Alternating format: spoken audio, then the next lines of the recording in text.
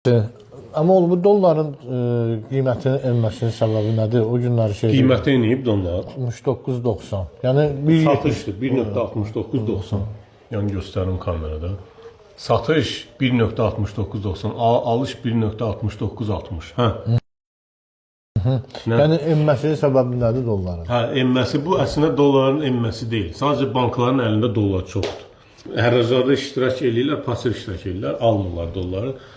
Çünki əllərdə dollar çoxdur. Bu əsas mən fikirləşdiyim səbəbi var, bir də başqa səbəblər var. Birincisi dünyada dollar düşüb.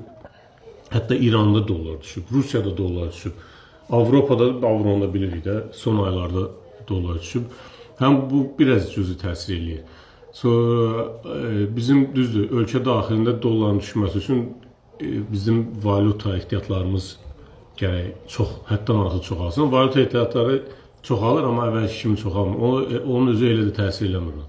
Sadəcə daşınmaz əmlak son vaxtlar tələb çox olduğundan, qiyməti qalxdığına görə tələb çoxdur. Yəni durmadan qiyməti qalxdığından insanlar əlində olan bütün valyutaları verir daşınmaz əmlaka.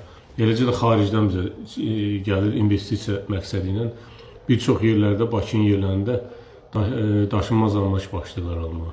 Ona görə satqı zamanında dollarla eləmək olmur. Məcburən banklara gələndə çevirirlər manata. Banklarda əllərində dollar çox olur.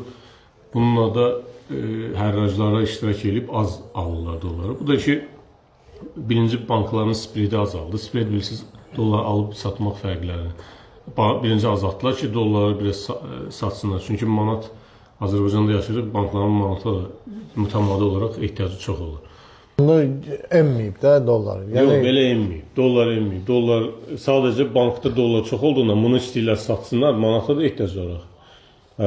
Emməyini emməyib. Ona görə də müvəqqəti olaraq belə bank özü aşağı kurs təklif edir ki, əlinə biraz manatı qaytarsın. Ola bilər müəyyən müddət olsun, yəni birdən-birə təzədən qalxma ehtimalı olar. Qalxma deyəndə alış olacaq 1.7-10, 1.7-20, satış biraz yüksək ola bilər.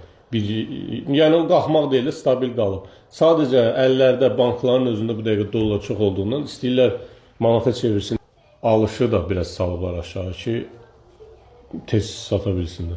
Həm çox almasınlar, həm də ki, əllərində olan dolları sata bilsinlər. Çox sağ ol.